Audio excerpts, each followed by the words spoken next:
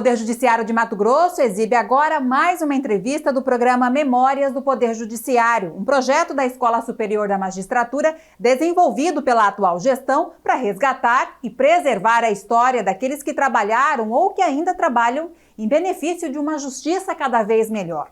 O nosso entrevistado hoje é o juiz aposentado e doutor em Direito Antônio Paulo da Costa Carvalho, de 78 anos. Concluiu seus estudos em Direito e Ciências Sociais pela Faculdade de Direito de Sorocaba, no interior de São Paulo, em 1972. Ingressou na magistratura de Mato Grosso em 1985, jurisdicionando as comarcas de Sinop, Rondonópolis e Cuiabá. Antes foi defensor público no estado de Mato Grosso do Sul.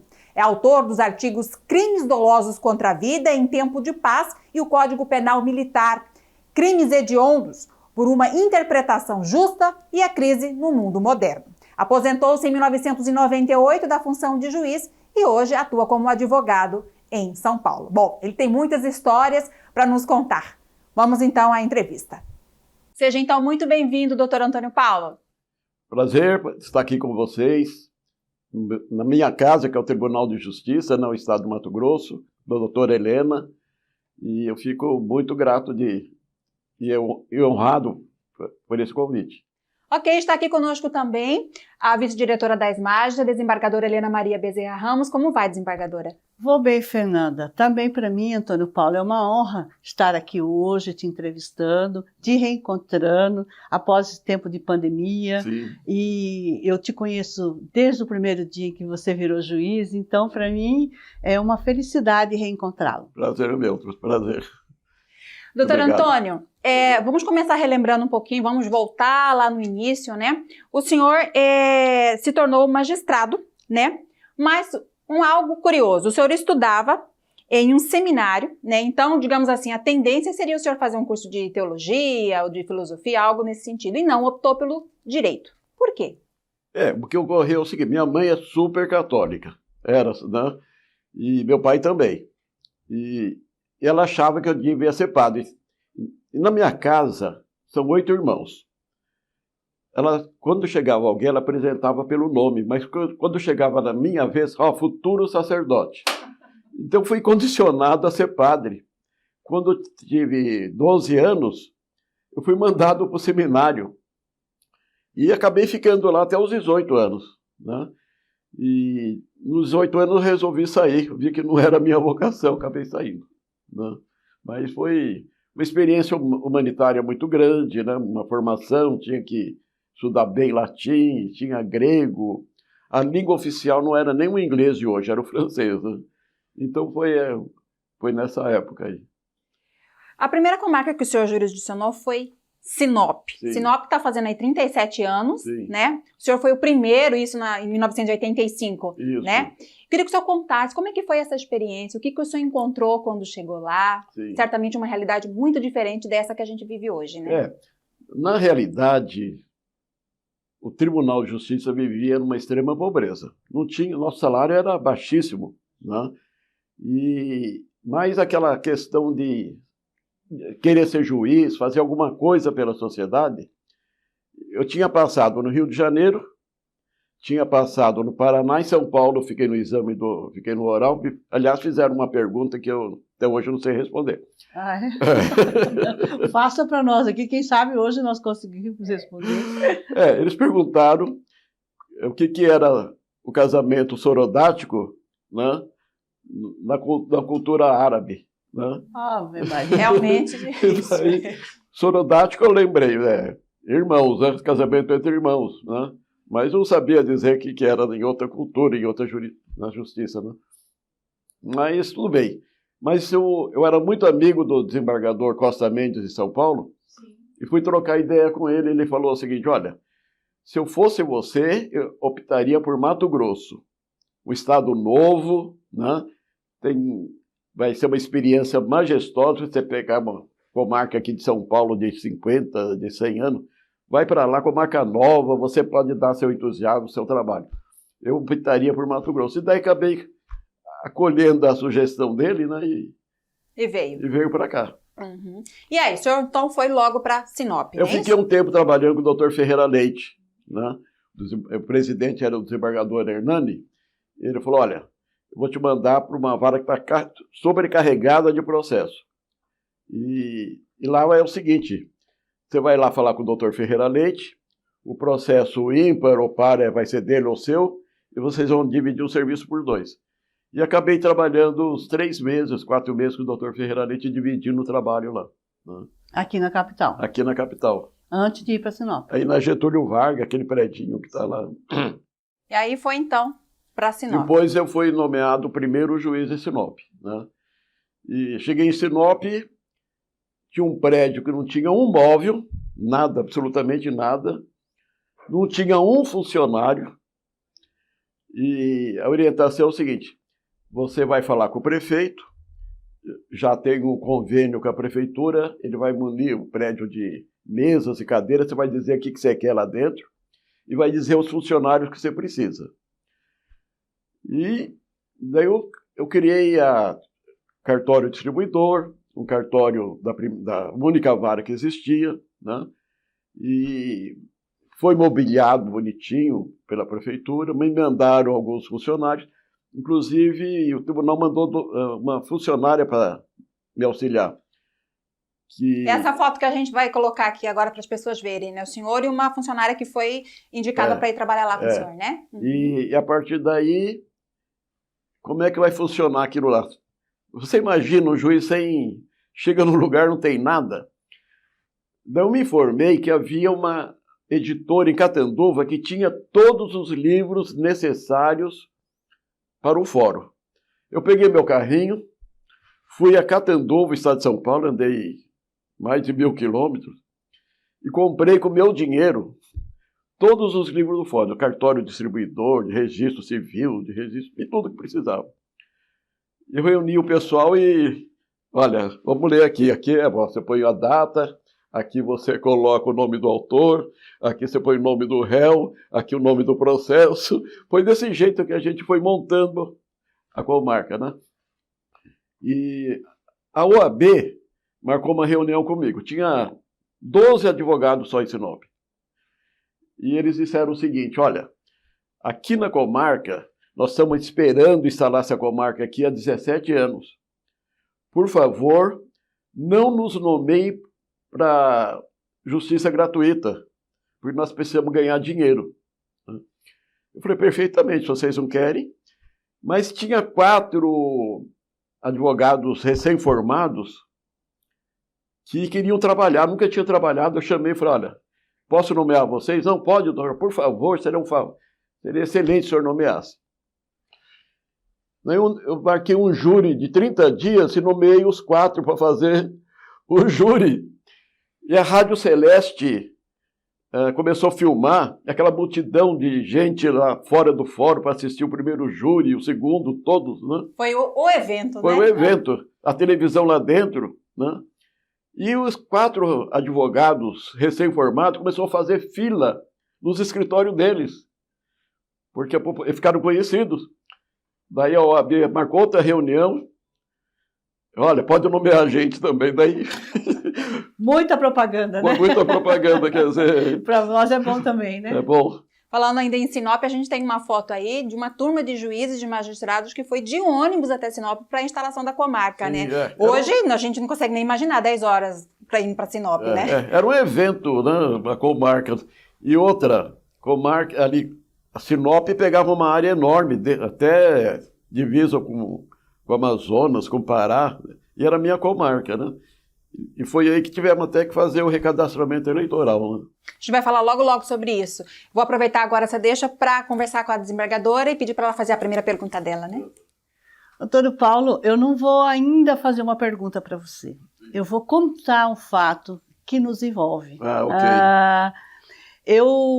Fernanda, sim, eu era a advogada e o doutor Antônio Paulo era advogado lá em São Paulo. E a gente era advogado de um supermercado que existia, que hoje não existe mais, chamado Morita. E ele era o chefe do jurídico do Morita e ele falava toda semana conosco, né? Eu tocava o processo aqui, ele lá em São Paulo, e ele que nos pagava, né? Os honorários eram pagos por ele que fazia o pagamento, né? E até que um dia ele ligou, né, porque eu tinha outros advogados, o doutor Henrique no escritório também, e falou para nós assim, olha, estou ligando hoje pela última vez, né, porque eu passei para promotor em Mato Grosso do Sul, não era isso? É defensor público. Defensor público em Mato Grosso do Sul. Estou indo assumir lá, porque o Morita faliu, não sei se for, né, e ele vai ser fechado, então eu não trabalho mais para o Morita. Então, essa é a nossa última manifestação, né? Eu quero agradecer, Paulo, né, com aquela conversa toda, né, do advogado-chefe, né? E aí eu falei para ele, ué, você quer fazer concurso? Por que você não veio também fazer concurso mais grosso? Ele falou, olha, eu tenho intenção, mas eu não sei quando que vai ter, né? Já falou. Aí eu falei, não, mas aí eu mando para você todo o edital, tá aberto o concurso. E mandei o edital para você. Você está lembrado? Exatamente. Mandei o edital para ele, porque naquela época era publicado no Diário Oficial, só local. Quer dizer, pessoas de fora não tinham conhecimento, não é igual hoje, com internet. E aí aí ele mandou toda a documentação, uma procuração, e eu fiz a inscrição dele para juiz de Mato Grosso. Então, estou aqui graças à doutora Helena. Por incentivo dela. Mas é como ele disse, ele passou em vários locais, né, no Rio, em São Paulo, Mato Grosso do Sul, e quando ele fez o concurso, ele já era defensor em Mato Grosso do Sul, né? Aí ele desistiu de lá para vir para cá. Aí estou lá no meu escritório, eu nunca o tinha visto, não tinha ideia da aparência dele. Chega o moço com a malinha lá, bate, papapá. Aqui é o escritório do Henrique Vieira? Eu falei, é sim. Eu sou Antônio Paulo. Eu falei, nossa senhora, o senhor é o doutor Antônio Paulo? Pois é, vim fazer o concurso. Né? Foi. Vim fazer o concurso. E aí nós ficamos assim, torcendo, acompanhando as provas, né? Que as provas eram a semana toda, 15 dias de prova, era assim, um dia sim, um dia não, um dia sim, um dia não. Você fazia a prova num dia, no outro dia já tinha o resultado, né? Era um estresse, né? Se não passasse naquele dia, não fazia a próxima prova. Não fazia a prova no dia seguinte, né? Então a gente era diariamente torcendo, eu e o doutor Henrique, que era o advogado, que ficamos amigos depois. Até me emprestava um livro para o concurso, olha, amanhã é prova de direito civil. Daí eu ia lá no escritório da doutora Helena, olha, a biblioteca está aqui, pode pegar o que você quiser. E aí ele estudava e a gente ficou muito feliz quando ele passou, né? Obrigado. Ficou um grande amigo, trouxe a família, a esposa, a Marisa, né? Os filhos, né? Muito bacana que foi. E eu fiquei honrada de conhecer você, a sua família, né? Teus filhos. Pessoas inteligentes, estudiosas, inclusive, olha o recorde, Fernanda, dele. Ele trouxe a esposa dele para cá, para Mato Grosso, naquela época em que Mato Grosso não é o Mato Grosso de hoje, sem asfalto, sem tudo. Ela tinha passado, ela é uma pianista de primeira monta, não é isso? E ela tinha passado numa orquestra lá na Suécia, não sei. Ela tocou na Suíça. Na Suíça, ela ia ser membro de uma orquestra como pianista. Trocou a Suíça por Mato Grosso? Trocou a Suíça pelo muito amor, hein? Não, eu acho que é pelo magistrado, né? Pela família, né? Eu falei para ela, você quer ser pianista ou você quer ser esposa de um juiz de Mato Grosso? Ela falou, vou para Mato Grosso. Vou para Mato Grosso, né? Então, são histórias da nossa vida como magistrado, né, Antônio Paulo? As dificuldades que a gente passa. Ela veio de São Paulo, que era um grande centro na época, deixou de ir para a Europa. Ela está aqui até hoje, né? Ela está aqui. Hoje ela é professora da Universidade Federal, ela fez Universidade de Música, né? Ela é formada em música, ela é mestre e doutora em música. Está aqui até hoje. Até hoje, é verdade. Mas a circunstância da vida levou a uma separação. A separação. Eu estou hospedado lá, me atendeu muito bem. Que bom, né? Que é um casamento bacana, né? Acho que é isso que importa família, pela né? família, né? Hoje em dia, quando o pessoal se separa, né? Aquela neurose e tudo, né? A gente tem que ver outro lado da vida, né? Todo mundo passa, né? E saber perdoar, inclusive a gente mesmo, né? É verdade. Mas é só para dizer como foi difícil, né, para uma pessoa que vem de uma outra cultura, de outros estudos. E eu sei que você é uma pessoa muito estudiosa, sempre fez mestrado, doutorado, sempre quis dar aula, você é professor.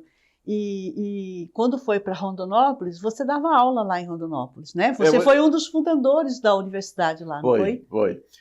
Quando eu cheguei lá, o dono, havia uma pessoa que trabalhou na Unicid em São Paulo, Universidade de Cidade de São Paulo, me conheceu e, inclusive, ele tinha um processo lá comigo, né? Daí a gente conversou, ele falou que estava abrindo uma universidade e perguntou se eu queria dar aula. Eu falei, sim, né? E nós desenvolvemos o processo lá, ajudei a fazer alguns requerimentos, enfim, foi aprovado pelo Ministério da Educação, né? E depois fui dar aula lá. Eu tinha um desembargador em São Paulo, no Tribunal de Justiça, que se aposentou, eu trouxe para ser o diretor. Que é o Mendes, né? Mendes, Luiz Carlos da Costa Mendes. Luiz Carlos da Costa Mendes. Exatamente. Ele veio para dar aula em Rondonópolis, né? A seu convite. Né? Exatamente. Rondonópolis teve, então, um plus também na educação por conta disso, Sim, né? Então, o senhor também foi professor da SMAG, né? Sim, foi. Então, fala um pouquinho para nós o que é ser educador, professor, tanto na graduação, na pós-graduação, ou mesmo aqui para nós juízes, né? É importante o juiz continuar estudando? Sim, é fundamental para o juiz, né? A gente, por mais que estude, o universo é tão grande, o universo jurídico, que é quase que impossível você saber tudo, né? Por isso que tem primeiro grau, se você errar tem o segundo grau, e assim vai até o Supremo, né? Então é um universo muito grande o direito, né? E eu acho que a função do professor, quando você tem uma ética, é você criar multiplicadores. Então, se eu estou dando aula que tem 100 alunos, e eu mostrar a ética para construir um mundo melhor, mais justo, sem desigualdade social, isso aí eu estou criando multiplicadores, né? Amanhã essas pessoas também estarão criando uma sociedade melhor. Por isso que eu acho que a função do professor é fundamental, para criar uma nova sociedade. Não uma sociedade de exclusão social, de injustiça social, como nós estamos vivendo hoje, né? É isso que eu penso. Então, o juiz deve continuar sempre se atualizando, sempre se reciclando. Então, a SMAG está cumprindo o seu papel, né? Exatamente. E eu dei aula aqui de direito tributário. E um dia, primeiro dia de prova... Aqui na SMAG? Aqui. E tinha uns 30 alunos. Eu dei uma dissertação de direito tributário, primeira aula. Goza de autonomia científica em relação aos demais ramos do direito. O pessoal escreveu 3, 4 laudas e um aluno escreveu 20 linhas. Em suma, ele disse o seguinte: o direito tributário goza de autonomia científica perante os demais ramos do direito, porque ele é regido por princípios próprios, normas próprias, dentro da ordem jurídica. Eu vi aquilo, fiquei admirado. Olha, chamei em particular, falei, olha, vai para a PUC de São Paulo, vai fazer mestrado em direito tributário. Você, menino, você é ótimo.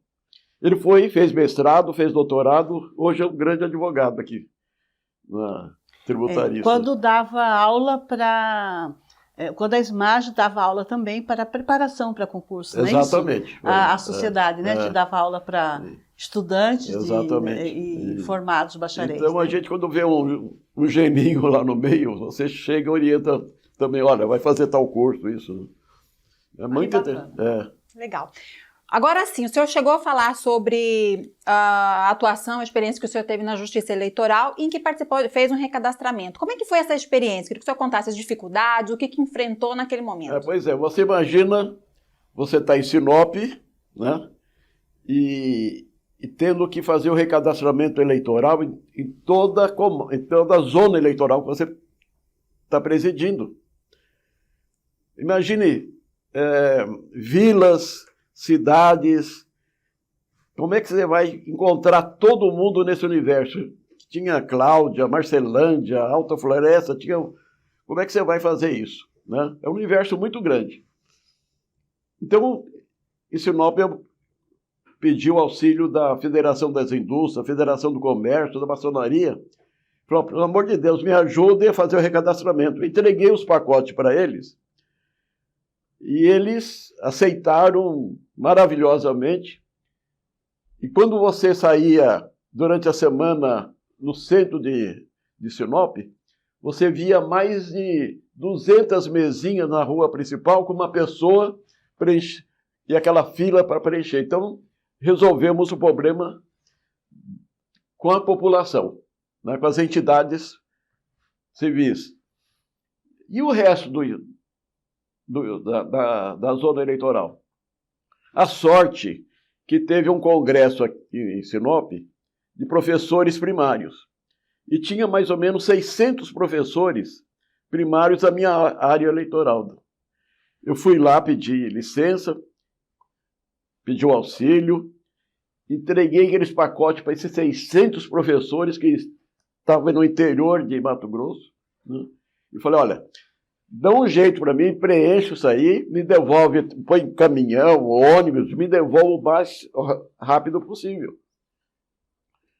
E em 45 dias eu tinha praticamente tudo ali de volta. Pus isso num caminhão, nas caixas, e mandei entregar no Tribunal Regional Eleitoral daqui de Cuiabá. E fiquei tranquilo. De vez em quando vinha um montinho lá para corrigir e tal. Mas passou 1 ano e meio, mais ou menos. Minha mãe liga, ela morava em São Paulo, e falou, olha, estou vendo aqui uma entrevista do ministro Nery da Silveira, presidente do Superior Tribunal Eleitoral. Ele está dizendo que uma das primeiras comarcas e mais difíceis para terminar o recadastramento eleitoral é Sinop. E foi feito de forma excelente. Eu fui atrás da Folha de São Paulo para saber essa notícia, né? Só que chegou em Sinop essa revista, o jornal, 3 dias depois, né? Como era a praxe. Mas, por coincidência, no dia seguinte, a desembargadora Shelma Lombardi de Cato me liga e fala, olha, eu quero que você esteja aqui amanhã às 2 horas da tarde, porque o ministro Nery da Silveira, o presidente do Superior Tribunal Eleitoral, quer uma entrevista contigo durante 10 minutos. Daí eu pego o meu carrinho, né? Ando aí os 500 e tantos... Sem diária, né? Cheguei no Tribunal de Justiça, né? E ele queria saber o seguinte, qual o segredo, doutor? Tem zona eleitoral pequena, o juiz está com dificuldade. O senhor pegou uma comarca das mais difíceis na área amazônica e está tudo certinho. Eu falei, olha, excelência, eu credenciei 1.500 pessoas.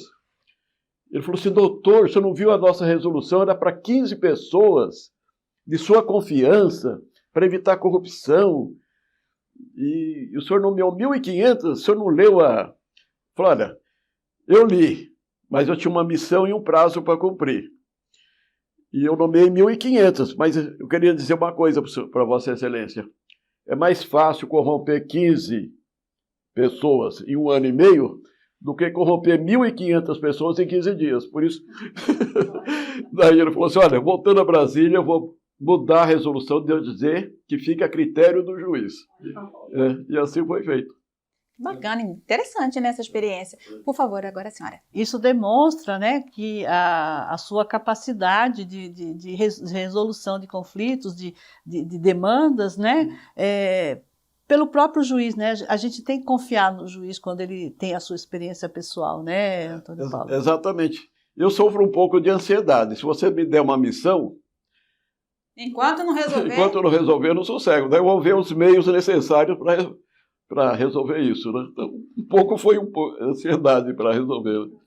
Antônio, hoje temos o PCC aí, que gera um pouco de medo, né? Mas antigamente o medo era grande para todos, até de onça, né? Sim, até é de cobra, de onça, estradas ruins, né? Mas o juiz, de modo geral, sempre teve esse estigma de ter um medo ao decidir uma questão criminal, uma questão civil, né?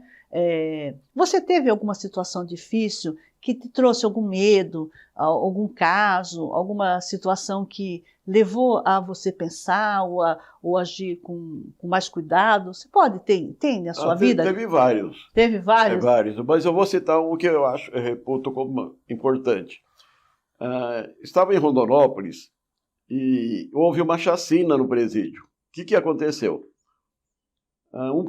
Presídio não é para militar ficar armado perto de preso. Para a segurança dele mesmo. O preso pode pegar um revólver né? E um policial foi lá nas grades conversar com o preso, pôs a mão assim, outro preso veio, tirou a arma do policial. O que estava na porta viu e atirou no preso, mas pegou no colega, matou o soldado. E o que aconteceu? Teve toda aquela sindicância e tal, e ele falou que quem atirou no soldado foi o preso, não ele. E era carnaval, e o pessoal resolve fazer uma chacina para se vingar dos presos.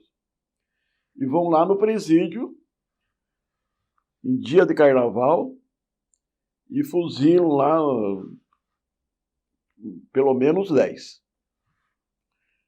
Agora, tinha 2 inquéritos policiais. Tinha 2 inquéritos, o policial civil e o inquérito da polícia, né? Inquérito policial militar. Só que esse inquérito não andava, porque eles chegavam para o preso para interrogar, quem estava lá presente. Olha o que você vai falar, hein? Eles não falavam nada.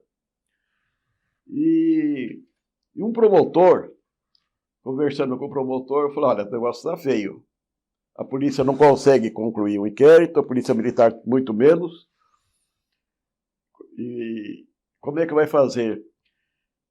Eu falei, olha, tem 30 presos aqui há vários anos, vários meses, que ninguém sabe por que está preso. Não tem mandato, não tem processo, não tem nada. Né? A gente podia interrogar esse pessoal e soltar. Vamos ver se eles falam. E todos falaram. Quem foi?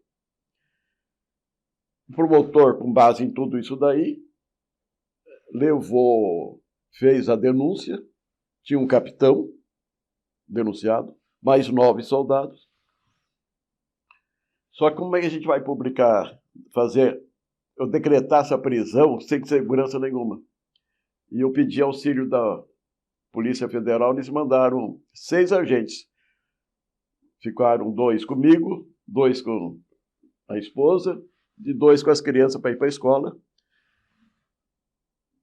Mas, quando eu fui decretar, por coincidência, chegou um procurador da República para falar comigo e disse o seguinte, parece que aqui em Mato Grosso não se apura nada em questão de direitos humanos. Eu falei, pelo contrário, a denúncia está pronta, eu não decretei a prisão ainda, porque eu estava aguardando segurança, agora eu já tenho. Ele falou assim, quando que você vai decretar? Eu falei, amanhã, sexta-feira. Ele falou, por favor, você vai fazer o seguinte, eu vou pedir para o Boris Casoy ligar às 8 horas para o senhor da noite, o senhor vai dar uma entrevista para ele, porque a Alemanha está segurando o empréstimo bilionário para o Brasil, porque o Brasil não respeita os direitos humanos. Agora, sabendo que foi apurado isso, eles vão liberar, né? E assim foi feito e foi liberado a verba. Gente, olha, repercussão internacional, internacional, né? Que bacana, né? Bacana.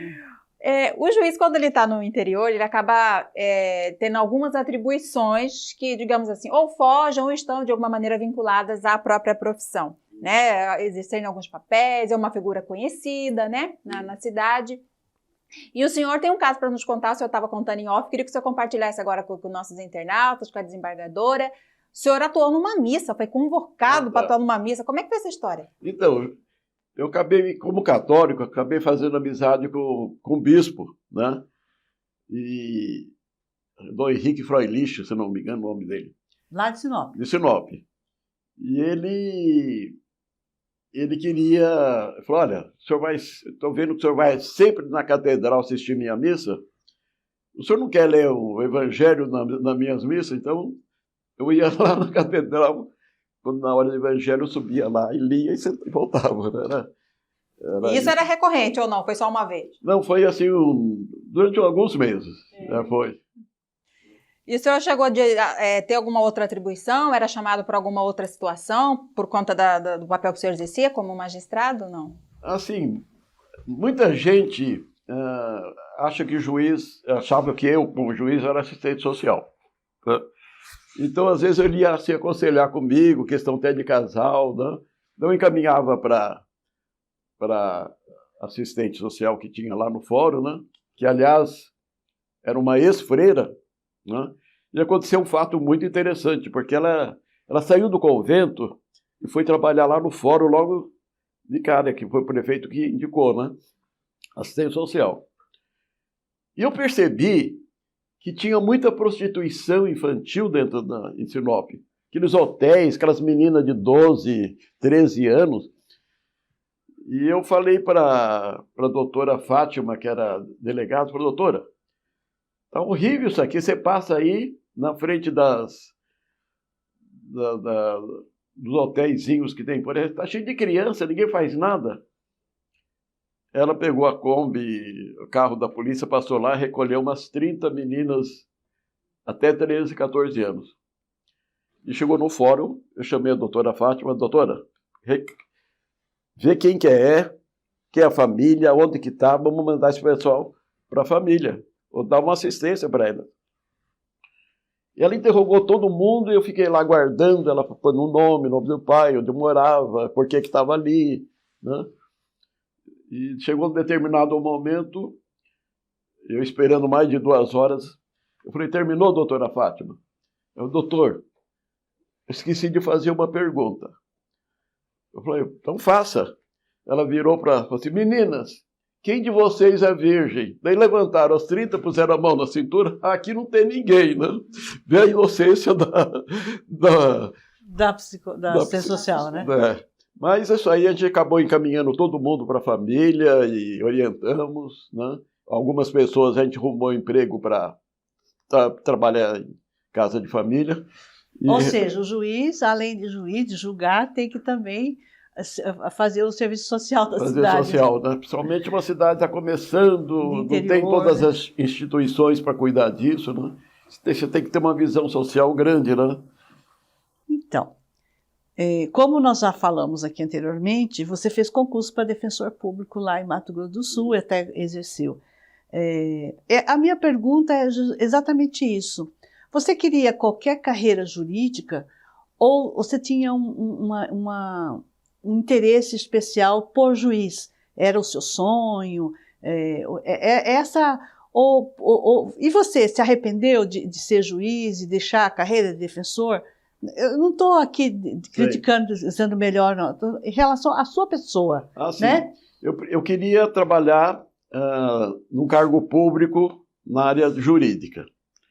E eu fui prestando o concurso, né? E o primeiro que eu passei foi para defensor público em Mato Grosso do Sul. Então, eu assumi.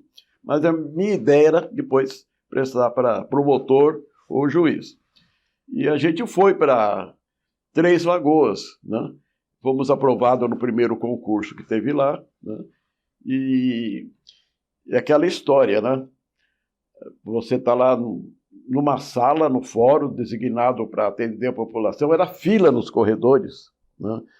E a gente, você pedia um dia o documento, no dia seguinte você já digitava a petição, você datilografava, né? Que não existia o computador. E a gente dava entrada assim por mês em 40, 50 processos, né? De questão de menores, questão de divórcio, separação, tudo. Era uma fábrica de petição, né? Não tinha custo, porque era tudo justiça gratuita, né?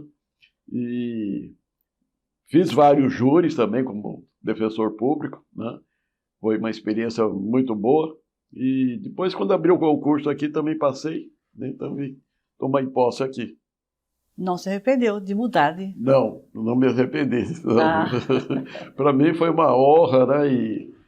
E encontrei colegas de espírito público muito grande, isso aí me entusiasmou a trabalhar no Estado, né? Então, para mim, foi a maior honra para mim foi ter vindo para cá, né? O senhor ficou, se não me engano, 13, 14 anos na magistratura, se aposentou e aí por opção, resolveu continuar na área jurídica, mas agora atuando como advogado, a gente disse no início do programa, atuando no interior de São Paulo. Por quê? O senhor poderia estar se dedicando aos outros afazeres, fazendo outras coisas, né? Descansando, mas não. Continuou advogando. Sim, eu fui fazer esse mestrado em Santa Catarina. Eu acho que o advogado, né, e o juiz, ele tem que viver estudando. Não dá para você parar se você quer continuar trabalhando, porque a lei muda, os costumes mudam, né? E é fundamental você continuar estudando. E a gente, como advogado, a gente dá também a sua contribuição para a justiça. Eu até gostaria de citar um exemplo que não aconteceu comigo, mas que eu sempre citava em sala de aula, sabe o que é? Antigamente, a lei de tóxico não fazia diferença entre o narcotraficante e o viciado. E o juiz condenava os dois à mesma pena. E qual que era a pena? Era pena privativa de liberdade e multa. E sabe qual que era a multa? A multa era salário mínimo, pagar de 5 a 20 salários mínimos. E todo mundo era condenado a pagar essas penas. E no Brasil todo, todos os juízes, embargadores, Tribunal Supremo, advogados, promotores, entendiam que o conceito de salário mínimo era mensal. E se o preso, o condenado, não tinha condições de pagar tanto salário mínimo, era transformado em pena privativa de liberdade. E o cidadão foi condenado a pagar 20 salários mínimos, ele não tinha dinheiro, então ele tinha que ficar 20 meses, né? A mais. E um advogado abriu a CLT e verificou qual que era o conceito de salário mínimo. Não é mensal, porque mensal, quinzenal e semanal é critério de pagamento. Mas se você abrir a CLT até hoje, o conceito de salário mínimo é a remuneração diária paga pelo empregador para o empregado para atender suas necessidades básicas. E esse advogado alegou isso, repercutiu no Supremo Tribunal, no Congresso Nacional, no mês seguinte, criaram o Dias Multa. Veja, o único advogado que foi conferir a CLT para saber qual é o conceito de salário mínimo, porque ninguém tinha pensado nisso, né? Veja como que é importante. A interpretação, o pensamento, né? Essa atualização constante, né? Constante, é fundamental, né? Doutor Antônio, eu queria que o senhor fizesse um paralelo das principais mudanças, avanços que o senhor vê, da justiça em que o senhor atuou como magistrado, né? A gente está falando de algumas décadas atrás, para essa que a gente tem hoje, né? Traçar essas diferenças, esse paralelo. Veja, a gente pode colocar um paralelo em função da máquina de escrever, né? E os computadores que tem hoje, a capacidade de você consultar uma biblioteca imensa dentro de um quadradinho, que é o seu computador. Aquele tempo, por exemplo, quando você ia decidir ou fazer uma petição, você abria mais ou menos 50 livros ali, para ler todo mundo ali, e depois para você poder dar o seu parecer, sua sentença, né? Hoje não, você consulta o computador, tem jurisprudência fácil ali de todos os tribunais, o acesso é muito mais fácil trabalhar hoje como advogado e como magistrado, porque toda a tecnologia está aqui presente, né? E fica muito mais fácil. Aquele tempo era manual. Comunicação, né? Comunicação, tudo. Naquela né? época também era muito difícil, né? Hoje você pode até intimar a pessoa pelo WhatsApp, não é verdade? Então facilitou muito a vida. A gente tem casos aqui, outros entrevistados nossos, dizendo que na hora de redigir a sentença na datilografia, se errasse alguma coisa... Fazer tudo de novo. Tudo de novo. Eram 6 cópias, né? Você tinha que mandar uma para o tribunal, uma para o livro, para guardar. E uma para você. Eu tenho até hoje a minha sentença lá, que de vez em quando eu vou ver, né? Tem hora que eu fico admirado. Nossa, eu que dei essa sentença. Por favor, desembargadora. Era muito diferente a nossa vida naquela época, era né? Muito diferente, era uma fase de extremo sacrifício, né? Extremo sacrifício Perto de hoje, né? Familiar. De trabalho, né? Como exato. você falou, os livros, a tecnologia, né? Eu me lembro que o tribunal, para comunicar com a gente, era por telex do Banco do Brasil, porque também o fórum não tinha o telex. Não era isso? Exatamente. Bom, quando eu estava em Sinop, eu tive que intimar uma única testemunha que estava lá perto de Alta Floresta, que assistiu o homicídio na fazenda. Agora imagina como é que eu vou fazer para intimar. E quantos quilômetros era? Dá quase 800 quilômetros, né? Sinop, Alta Floresta. E o que aconteceu? Eu tive que ir lá na polícia, a polícia mandou um rádio para a polícia lá de Alta Floresta, a polícia da Alta Floresta mandou o rádio para a fazenda, e o cidadão sai de lá, pega um barco durante 4 horas para chegar no lugar que tivesse uma rodovia, toma o ônibus, vem com a mulher até Sinop e para fazer um depoimento. Veja a dificuldade, né, de intimar essa pessoa e o sacrifício que ela fez, né? E ela acabou fazendo um depoimento muito bem, né? E acabamos instruindo esse processo. Mas veja a dificuldade que havia nessa época, né? Hoje está... Você liga lá para o chefe dele da fazenda, olha, está intimado, quando ele está aqui, né? Antônio Paulo, todo juiz trabalha muito, seja antigo, seja de hoje, né? Hoje temos outras metas, outros, né? O juiz ele precisa trabalhar muito, precisa estudar, isso também leva tempo dele.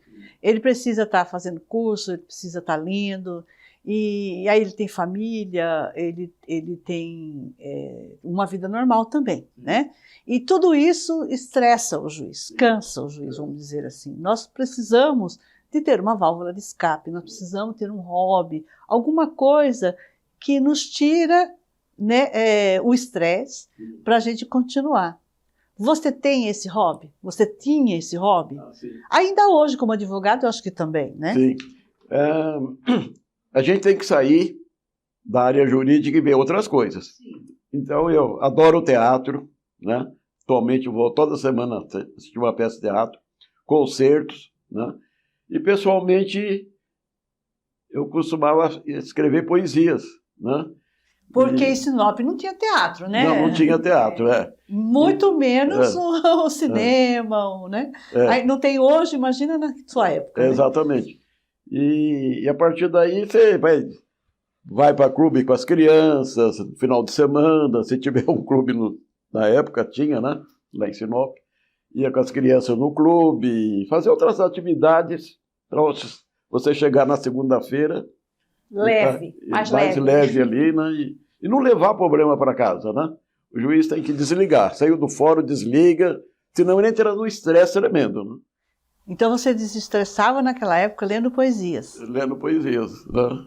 Ainda hoje também, né? Ou não? Sim, eu tenho mania de pegar livros de poesia e mandar para as pessoas, né? Ou declamar em algum lugar para descontrair, né? Nós temos uma literatura maravilhosa, né? Então é importante a gente fugir um pouco e pegar outra área para descansar, né? Bom, a gente está chegando no finalzinho do nosso programa, o bate-papo está gostoso, né, doutor? Mas eu queria que o senhor compartilhasse aqui conosco qual o legado que o senhor acredita que deixou para o Poder Judiciário, né, durante o tempo que o senhor atuou. Olha, o meu legado acho que é muito pequeno, porque eu gostaria de ter feito mais, né? Primeiramente, o meu legado é o seguinte: eu, pessoalmente, tenho uma preocupação com o social muito grande. Eu não sei se é a influência de uma formação religiosa, cristã, né? Mas eu acho que o legado foi ter um contato com a sociedade, ter dado a minha contribuição, né? E com isso, eu acho que dei um exemplo. Se você ver as fotos que eu já deixei para vocês, toda cidade que eu ia, na minha comarca, em Sinop, tinha uma faixa em minha homenagem. Mas por que tinha isso? Pelo lado humano que eu tinha. Às vezes eu condenava um preso, mas chamava, dava conselho, olha, você é casado, você tem filhos, você está aí como pistoleiro, abandone isso. Como seu filho vai ver você depois, sabendo que o pai é pistoleiro, né? E essas pessoas, muitos deles mudavam, né? E eu consegui emprego, apesar de não ser minha função, ligava para alguém, olha, tem um rapaz aí que saiu da prisão, ele está precisando de emprego, tem família, né? Então a gente ligava para o empresário, dava oportunidade para essas pessoas, porque naquele tempo você tinha que ser, além de juiz, assistente social. Acho que o meu legado foi mais ou menos esse. Vou me arriscar a dizer aqui que em uma hora de entrevista a gente percebe que o senhor tinha essa visão social global, tem um espírito público, né, essa preocupação com o social. O senhor ressaltou, acho que por algumas vezes, a importância do magistrado estudar. Acho que fica como alguns conselhos. Então, eu queria que o senhor, para a gente finalizar agora mesmo, deixasse algum conselho ou alguma recomendação ou algo que o senhor acha importante para esses novos magistrados que estão ingressando, né, na magistratura. A mensagem que eu gostaria que eu quero deixar para os colegas que estão na magistratura atualmente é que tenham espírito público. Vejam os direitos humanos, a Declaração dos Direitos do Homem e do Cidadão, uma Revolução Francesa. Cumprir a Constituição é um dever nosso de extrema necessidade para evitar a injustiça. Nós estamos vivendo um período de muita crise na política, no mundo social, desigualdade de todo jeito. Então, o juiz, ele é capaz de amenizar essa situação. A minha tese de mestrado em Santa Catarina foi magistratura, democracia e ordem democrática, né? E eu acho que o juiz tem que ter essa preocupação, porque se a gente não tiver essa preocupação, as coisas, as neuroses humanas, as tendências, né? Você lê aí O Príncipe de Maquiavel, você vê como que é cruel a política quando ela não é bem feita, né? Então, eu acho que a preocupação nossa tem que ter uma consciência social muito grande. O juiz, o direito nasce do fato, né? O juiz tem que conhecer o fato, tem que conhecer o fato social, porque a lei já está aí, né?